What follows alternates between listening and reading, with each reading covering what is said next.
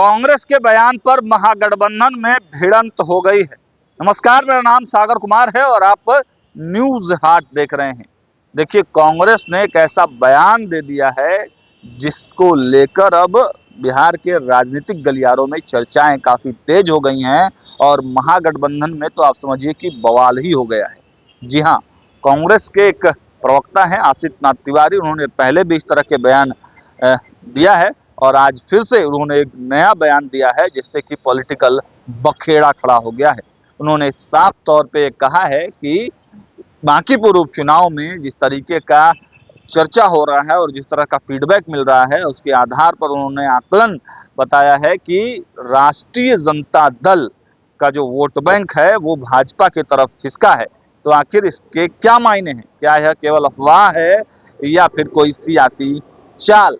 तो देखिए, भाजपा और राजद के एक होने के अंदर में जो है अघोषित तौर से एक साथ होने की बात अब महागठबंधन के दूसरे खेमे यानी कांग्रेस के तरफ से लगाए जा रहे हैं और इस पर भाजपा ने भी चुटकी ले ली है। तो क्या कुछ कहा है कांग्रेस के प्रवक्ता ने और उसके रिएक्शन में राष्ट्रीय जनता दल के जो प्रवक्ता हैं वो क्या कुछ कह रहे हैं और भाजपा ने क्या कुछ चुटकी ली है, ये तीनों बयान आपको दिखाते हैं। बिहार में इंडिया गठबंधन में सबसे बड़ा जो घटक दल है वो राजद है, लिहाजा राजद की जिम्मेदारी भी बड़ी है। बांकीपुर चुनाव में आपने देखा कि राजद ने महागठबंधन या इंडिया गठबंधन का कोई सार्थक इस्तेमाल नहीं किया। पता नहीं क्यों नहीं किया, हो सकता है तेजस्वी जी की रुचि नहीं रही हो, वो अलग मसला है। बीते विधानसभा चुनाव में कई जगह फ्रेंडली फाइट की नौबत आ गई, ये आपने देखा, और तब लोगों ने अफवाह उड़ा दी कि भाई तेजस्वी जी ने भाजपा के साथ अंदर खाने में कोई डील कर रखी है। अब तो राजद के अंदर खाने ये चर्चा होने लगी है कि हाँ, क्या सचमुच तेजस्वी जी ने भाजपा से कोई डील कर रखी है क्या। जो तीसरी बात बांकीपुर चुनाव में देखने को मिली, जो राजद का कोर वोट बैंक है, मुस्लिम यादव जो समीकरण है, उसमें भी बिखराव दिख रहा है। तेजस्वी जी अपना समीकरण बचाने में भी पूरी तरह से सफल नहीं दिख रहे हैं, गठबंधन में उनकी कोई दिलचस्पी नहीं दिख रही है। बहुत सारे फैक्टर हैं, अंदर जो अफवाहें चल रही हैं उसको भी वो नहीं रोक पा रहे हैं। आबिद खान जी, कांग्रेस ने बड़ा आरोप लगाया है। कांग्रेस के लोग कह रहे हैं कि राजद और भाजपा का अंदरूनी साठगांठ हो गया है और राजद ने अपना वोट जो है बीजेपी को शिफ्ट करा दिया। देखिए, वो ये अनर्गल बयानबाजी है अपने आप को सिर्फ लाइट स्ट्रीम में लेकर आने के लिए। आपने देखा कि किस तरीके से कुछ सवाल खड़े हुए, तो हम लोगों ने प्रेस कॉन्फ्रेंस किया महागठबंधन का, और उसमें जो कांग्रेस के मुख्य प्रवक्ता है जिसको हम चीफ स्पोक पर्सन कहते हैं, उनके साथ जो बांकीपुर विधानसभा के जो पूर्व प्रत्याशी रहे हैं कांग्रेस के, वो भी मौजूद थे। माले के भी विधायक मौजूद थे जिनकी गिरफ्तारी हुई थी प्रोटेस्ट के अंदर, छात्रों के प्रोटेस्ट के अंदर। तो वो सब लोग थे और उसके बाद राष्ट्रीय जनता दल ने पत्राचार किया। पत्राचार से बड़ा कोई एविडेंस हो सकता है? और उसके बाद भी अगर अनर्गल बयानबाजी करते हैं तो हम तो यही कहेंगे कि आप लाइट स्ट्रीम में बनने के लिए करते हैं। पत्राचार किया जाता है, सारे प्रवक्ता आते हैं, मुख्य प्रवक्ता आते हैं, विधायक आते हैं, बैठते हैं, प्रेस कॉन्फ्रेंस करते हैं, और उसके बाद ये हमारे ऊपर एलिगेशन लगाना हमको कुछ और समझ में आता है। और लगातार एक ही नेता के तरफ से, एक ही प्रवक्ता के तरफ से इस तरीके का बयान, मैं कहूँगा कि ये बचकाना है।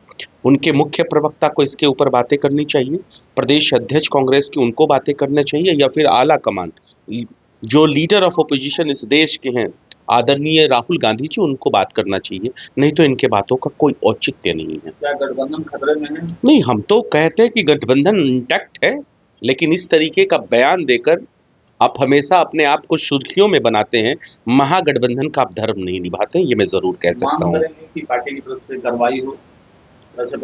देखिए, ये तो खुद संज्ञान लेना चाहिए जो कांग्रेस के आला अधिकारी हैं, जो बड़े बड़े पदों पर बैठे हुए हैं। लगातार इस तरीके की चीजें हो रही हैं, त्रुटियां हो रही हैं।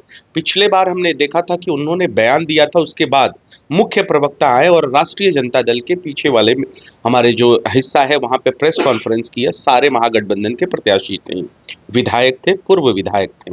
तो वो बेहतर है या इनका बयानबाजी बेहतर है? तो इस पे आत्ममंथन करना चाहिए कांग्रेस को। नहीं, कांग्रेस को तो खुद ही कर लेना चाहिए। मैं डिमांड क्या करूं? हम तो महागठबंधन के लोग हैं, और महागठबंधन देश अगर इस देश में कोई अगर महागठबंधन धर्म निभाता है तो सिर्फ और सिर्फ इंडिया अलायंस है। भारतीय जनता पार्टी की तरह हमारा अलाउंस थोड़ी है जो कहते हैं कि हमारा चीनी पानी का मेल है और जहां जहां गठबंधन करते हैं, हरियाणा में देख लूं, उसके बाद में पंजाब देख लूं, या फिर महाराष्ट्र देख लूं, या खुद में बिहार देख लूं, तो पता चलता है कि इनका गठबंधन दर सिर्फ चुनावी होता है, उसके बाद अपने साथियों को डस्टबिन में डाल देते हैं। तो हम भारतीय जनता पार्टी की तरह नहीं है, हम गठबंधन धर्म निभाने वाले लोग हैं और कांग्रेस को खुद इस पर विचार और विमर्श करना चाहिए। गजब बात करते हैं ये सब लोग।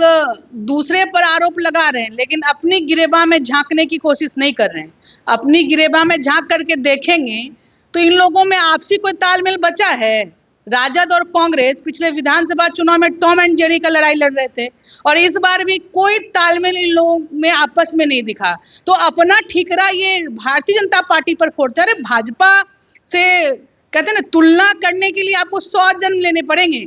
भारतीय जनता पार्टी ज्यादा सीटें लाने के बावजूद भी अपने सभी गठबंधन के दलों का सम्मान करती है, अपने सभी गठबंधन के साथियों का सम्मान करती है और साझा जो उनके मुद्दे होते हैं उस पर आगे बढ़ने का काम करती है। लेकिन राजद और कांग्रेस जो इस छद्म गठबंधन का आरोप लगा रहे हैं, दरअसल ये उनमें आपस का तालमेल नहीं है और तीसरे दल से उन लोगों की अघोषित उनकी दोस्ती बढ़ी हुई नजर आई, जो कि चुनाव वाले दिन बांकीपुर उपचुनाव में यहाँ भी देखने को मिला कि किस प्रकार से उनके नेता किस तरह वोट को शिफ्ट कराने के लिए पूरी जद्दोजहद और परिश्रम करते हुए दिखे। इसलिए हमारी केमिस्ट्री तो बहुत अच्छी है, इस चुनाव के परिणाम में उनका मैथमेटिक्स बिल्कुल बिगड़ने वाला है। इस पर जरा सा ध्यान दे देंगे तो ज्यादा अच्छा होगा। तो आपने सुना कि किस तरीके से कांग्रेस ने आरोप लगाया और उस आरोप का राष्ट्रीय जनता दल ने क्या जवाब दिया और उसके साथ साथ भाजपा ने किस तरीके से इस पर चुटकी भी ली है। आपको बता दें कि बांकीपुर उपचुनाव जो है नए सियासी समीकरण जो है इस बार सेट करने की बातें कही जा रही हैं। अब तो रिजल्ट वाले दिन ही पता चलेगा कि आखिर किसकी टोपी और किसका सर। लेकिन इतना जरूर मानिए कि राष्ट्रीय जनता दल का वोट बैंक शिफ्ट तो हुआ है। आखिर किधर हुआ है? क्या जनसुराज की तरफ हुआ है या भाजपा की तरफ हुआ है?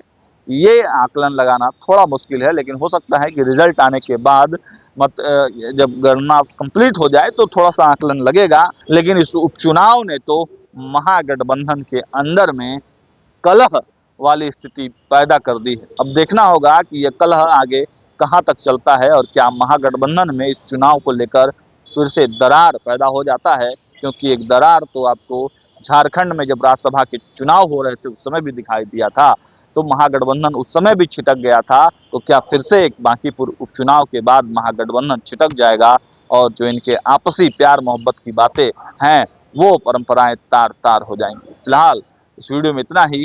अपडेट्स आप तक पहुंचाते रहेंगे, जुड़े हमारे साथ, देखते रहिए न्यूज़ हाट। बहुत बहुत धन्यवाद।